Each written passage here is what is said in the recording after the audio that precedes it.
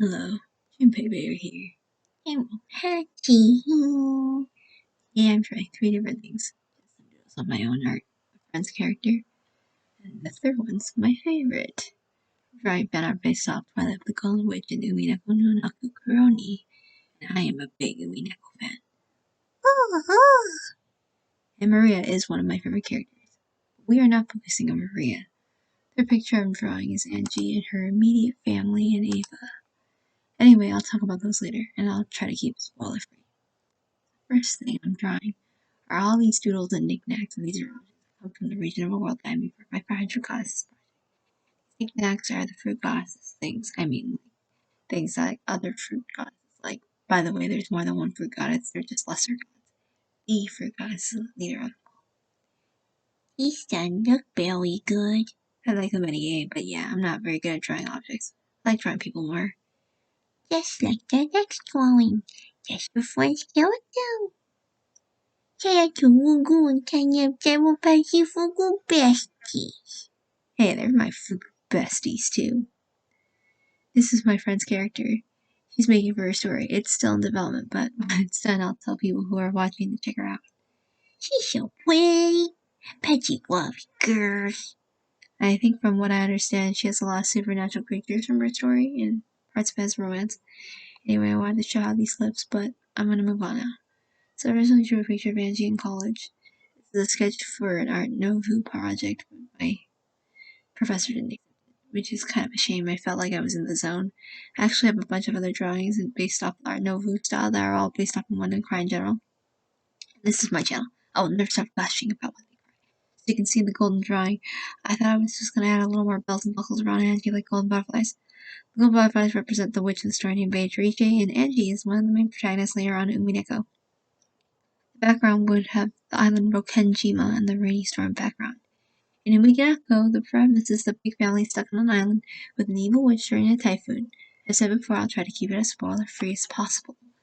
She's holding a book called The Book of the One Truth that belonged to her Aunt Ava, and then you can see another book as background. Birds on the island and butterflies are in the frame of an opened book, or try to make it like that.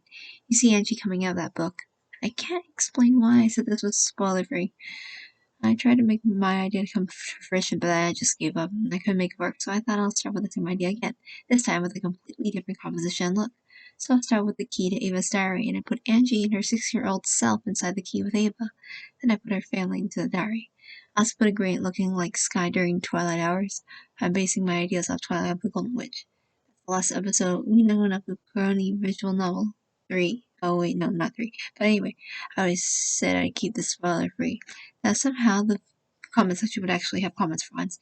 There are people who are fellow when they cry fans like me will understand what I've been trying. For those who have no idea, I prefer you don't read other people's comments in case you got spoiled. My videos will never have viewers, so I'm sure it'll be okay.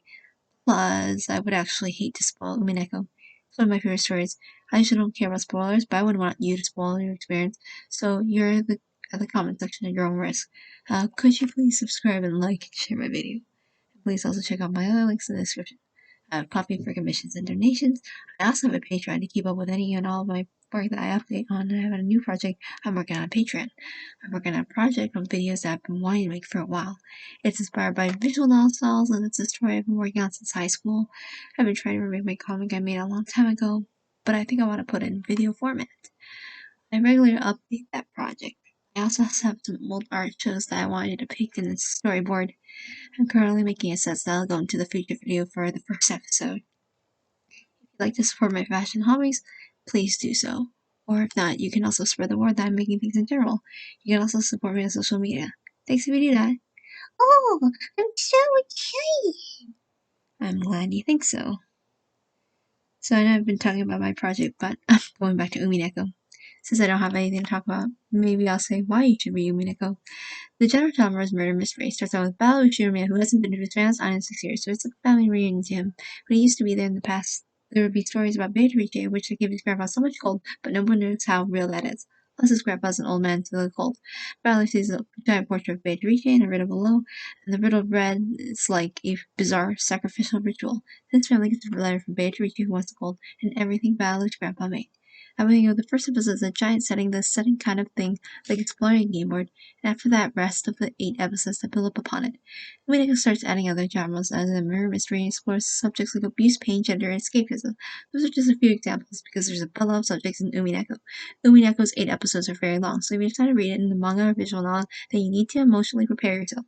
Umineko isn't for everyone, but man, when I read it, Ryukishi's writing, when it's really good, is very emotionally impactful.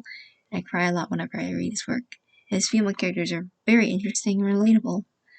I really can't go in super depth because then I have to make a super long video, which I cannot do. I'll tell you one thing, the story also starts having fantasy and romance elements. Seeing how the story introduces them and fleshes them out later in the story, it's beautiful. And once you read Umineko, rereading it again makes everything click in place. Just imagine if you took my advice and went further into reading Higurashi no Nakukuroni and started reading that too. I'd be so happy if somebody did that. There'd be much more people to catch about Umineko like me.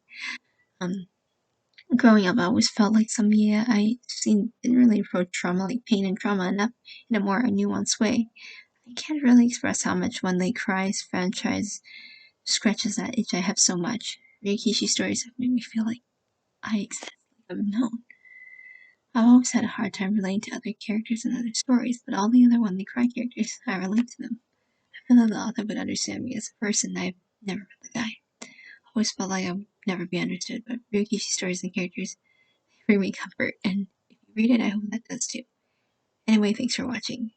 And if I sound like I'm not super enthusiastic or whatever when I'm reading, it's because it's late at night, so I'm reading quietly. Or as quietly as possible. So, hope you enjoy my